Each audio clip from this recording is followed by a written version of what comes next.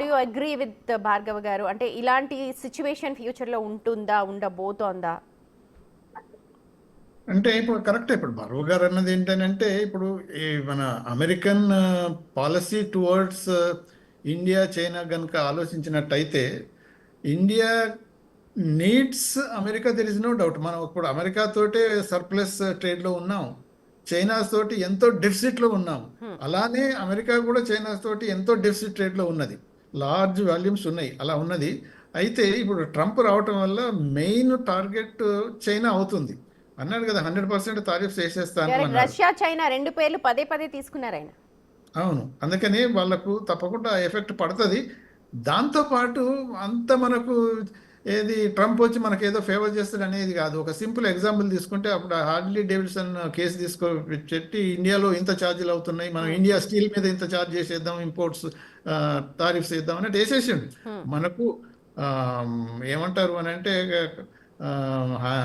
టోటల్గా మనల్ని ఫేవర్ చేసి చైనాను పనిచేయటం అనేది కాదు. ఆ ట్రేడ్ పాలసీలో తప్పకుండా ఈ ట్యాక్స్ పాలసీ పెరుగుతుంది కాబట్టి అంటే ఇందాక భార్గవ ఆటోమేటిక్ గారు అన్నట్టు నేషనలిస్ట్. ఆయన ఆయన కంట్రీ ఫస్ట్ ప్రాస్పరస్ అమెరికా కోసం. యాహ్!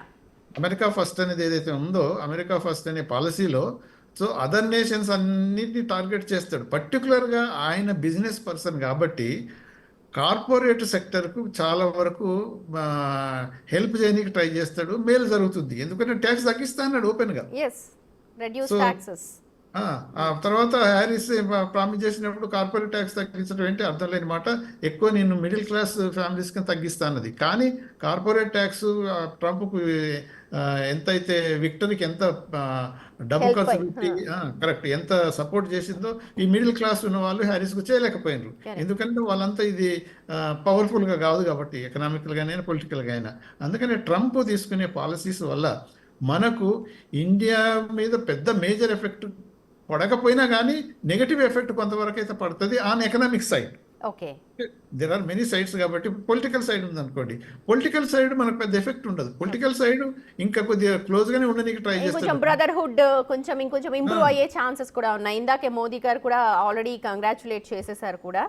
సో అవును. దాంతోని ఎందుకనంటే చైనాను ఆ, అంటే అమెరికా ఒక్కటి చైనాను ఢీకొట్టలేదు కాబట్టి, Indian help. Assistant association help ఉండాలి కాబట్టి, ఇప్పుడు క్వాడ్ ఉన్నది, ఇప్పుడు ఏషియా పసిఫిక్ ఏరియాస్లో ఉన్నది.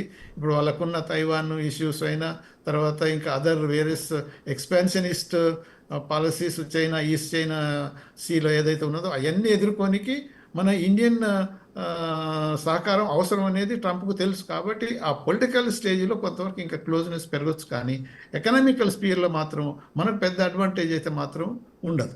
ఓకే. అండ్ అక్కడ ఉన్న వాళ్ళకి కూడా ఎటువంటి ఇబ్బంది ఉండకపోవచ్చా? అంటే చేంజ్ ఆఫ్ ఇన్‌స్టిట్యూషన్ కావచ్చు, లేకపోతే ఒక ప్లేస్ నుంచి ఒక ప్లేస్‌కెళ్ళడం, లేతే వైఫ్, స్పౌస్ జాబ్‌కి సంబంధించి, and freshers already visa hike అయిపోయింది. అండ్ స్టూడెంట్స్‌ని కూడా ఏమన్నా రీటైన్ చేసే అవకాశం ఉంటుందంటారా? అంటే మనకు ఇప్పుడు ట్రంప్ అదే మనం ఆయన ఎలక్షన్ స్పీచెస్ కానీ, ఆయన పాలసీ పేపర్స్ కానీ చూస్తే అటువంటి వెసులుబాటు కలిగించే అవకాశం అయితే కనిపించట్లేదు. రిస్ట్రిక్షన్స్ వస్తాయనే భావన ఎక్కువ ఉన్నది. ఒకవేళ మ్యాక్సిమం ఆ రిస్ట్రిక్షన్స్ మినిమం రావచ్చు, కానీ తప్పకుండా మాత్రం రిస్ట్రిక్షన్స్ మాత్రం ట్రంప్ పెడతాడు.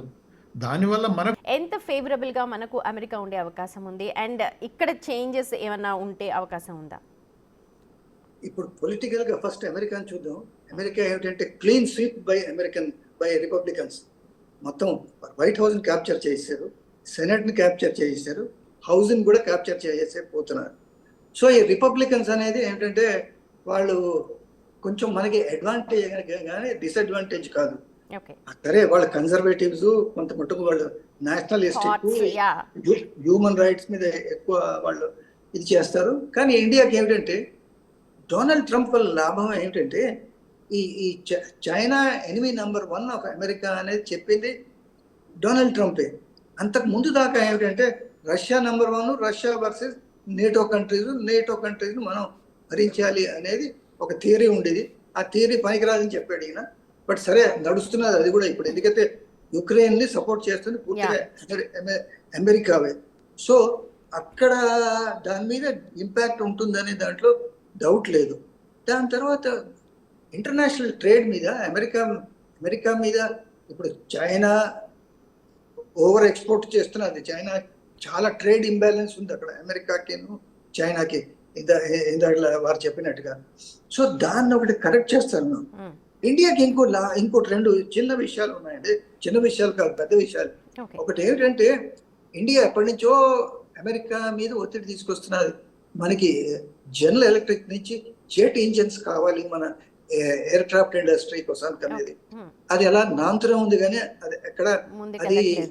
అది ఎక్కడ సొల్యూషన్ కావట్లేదు. రెండోది ట్రంప్ వస్తే ఇంకోటి ఏమిటంటే ఇప్పుడు మన వాళ్ళు చాలా మంది సాఫ్ట్వేర్ వాళ్ళు వేలకు మంది ఉన్నారు అమెరికాలో. దాంట్లో ఎక్కువ మంది మన రాష్ట్రాల నుంచే ఉన్నారు, తెలుగు రాష్ట్రాల నుంచి, 2 తెలుగు రాష్ట్రాల నుంచి.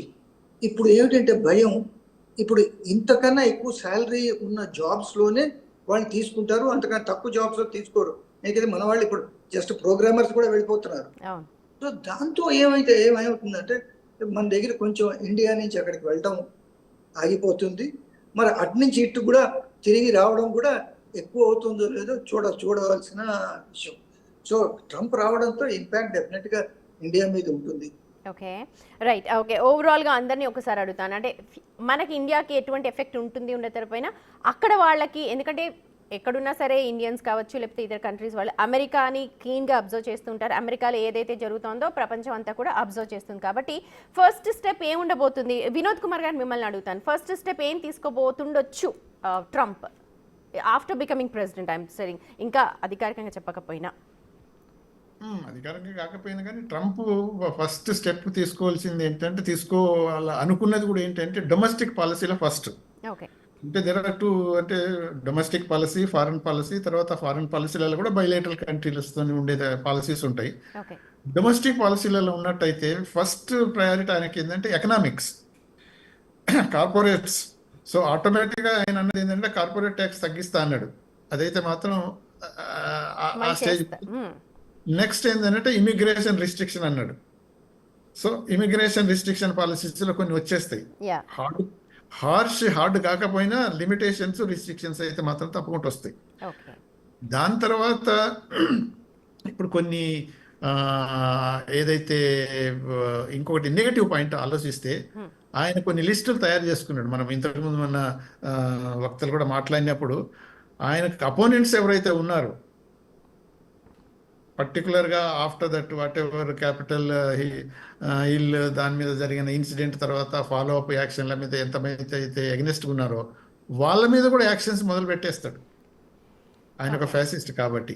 అంటే కన్స్ట్రక్టివ్ యాక్టివిటీస్, ప్లాన్స్ కొన్ని ఉన్నా కానీ దాంతో పాటు ఈ నెగటివ్ మాత్రం మొదలు పెట్టేస్తాడు. Okay, right. నగేష్ గారు మీరు చెప్పండి, దేని మీద ఫోకస్ చేసేవన్నీ, దేని మీద ఫోకస్ చెయ్యాలి ట్రంప్? ఫస్ట్ ఏంటంటే ట్రంప్ కేసుల నుంచి బయటపడాలంటే ట్రంప్ మీద కేసులు ఉన్నాయి కదంటే బోర్డంతా.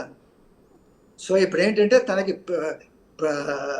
ఎప్పుడైతే ప్రెసిడెంట్ ఎలక్ట్ అవుతాడో January 20th నాడు, దాని తర్వాత తన మీద కేసులు మీద ప్రెసిడెన్షియల్ పార్డన్ ఇచ్చుకుని ఆ కేసులన్నీ తీసేసుకోవాలి. లేకపోతే ఈ కేసులన్నీ పొడిగించిపోయి ఫెడరల్ కేసులు ఏదైతే ఉన్నాయో, స్టేట్ కేసెస్ ఏమో ప్రెసిడెంట్ పవర్స్ ఉన్నాయా లేకపోతే గవర్నర్ పవర్స్ ఉన్నాయో మనకు తెలియదు. ప్రెసిడెన్షియల్ పవర్స్ వాడి ఈ కేసులన్నీ ఎత్తియాలి. రెండోది ఏమిటంటే తను ఇవాళ తన స్పీచ్లో ఏమన్నాడంటే ప్రామిస్ ఈజ్ మేడ్. నా మోటో ఏమిటంటే promise is made must turn into promise is kept అనేది. సో ఇప్పుడు ఏదైతే ప్రామిసెస్ చేశాడో తన స్పీచ్లోని, ముఖ్యంగా ఏది ఇమిగ్రేషన్ మీద చాలా వాళ్ళు రేపిస్తూ, వాళ్ళు దొంగలు, వాళ్ళు దోపిడీదారులు మన దేశాన్ని దోచేసుకుంటున్నారు అన్నారు. సో ఇమిగ్రేషన్ మీద బాగా ఇది కన్సన్ట్రేట్ చేస్తాడు. ఇది బార్డర్ ఏది టెక్సస్ బార్డర్ అక్కడ అవన్నీ ఉన్నాయి సౌత్లోని.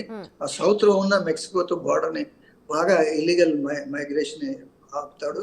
దాని తర్వాత ఇప్పుడు వాళ్ళ పార్టీ ఏంటంటే అబార్షన్కి అనుకూలంగా ప్రతికూలంగా ఉంది. సో ఇప్పుడు ఏంటంటే అబార్షన్ ఇంకొద్దిగా ఎక్కువ స్టేట్స్లో బ్యాన్ చేస్తారు.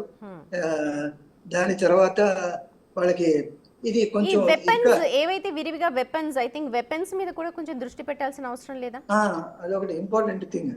అది చాలా ఇంపార్టెంట్ థింగ్. యాక్చువల్గా వెపన్స్ మీద ఏమిటంటే ఇప్పుడు ప్రస్తుతం అమెరికాలో ఏంటంటే ఎంత పాపులేషన్ ఉందో 33 కోట్లు పాపులేషన్ ఉంటే 35 కోట్లు గన్లు ఉన్నాయి. సో ఇప్పుడు ఏమిటంటే ఈ గన్ల పరిస్థితి ఎట్లా వచ్చిందంటే మీరు ఒక వాల్మార్ట్లో వెళ్ళి గన్ కొనుక్కొని తీసుకోవచ్చు, నెంబర్ 1. నెంబర్ 2 ఏమిటంటే ఇప్పుడు అసాల్ట్ రైఫిల్స్ అంటారు వాటిని, ఏమిటంటే ఆటోమేటిక్ రైఫిల్స్ అనమాట. దాంతో 10 మందిని ఒకసారి ట్రిగర్ నొక్కితే కొట్టేయచ్చు. సో అలాంటి రైఫిల్స్కి ఇప్పుడు కొంచెం రెస్ట్రిక్షన్స్ ఉన్నాయి. మరి చూడాలి ఈయన అలాంటి రైఫిల్స్కి రెస్ట్రిక్షన్స్ అనేది తీసేస్తాడా? ఎందుకైతే ఈయనకి ఓట్ చేసిన వాళ్ళలో చాలా మంది గన్ కంట్రోల్కి వ్యతిరేకంగా ఉన్న వాళ్ళే ఈయనకి ఓట్ చేసిన వాళ్ళు. సో ఇలాంటివన్నీ ఆయన ప్రయారిటీస్ ఉంటాయి. బట్ ఫస్ట్ ప్రయారిటీస్ డొమెస్టిక్ ఉంటాయి. దాని తర్వాత బట్ డెఫినెట్లీ దాని తర్వాత ఏంటంటే యుక్రెయిన్, ఇజ్రాయెల్ ఇవి 2 నెక్స్ట్ ప్రయారిటీస్ ఉంటాయి. ఎందుకైతే ఇప్పుడు నష్టం జరుగుతుంది అమెరికాకి, కోట్ల డాలర్స్ వాళ్ళకి ఇచ్చుకుంటున్నారు, ఇటుపక్క ఇజ్రాయెల్కి అటుపక్క యుక్రెయిన్కి.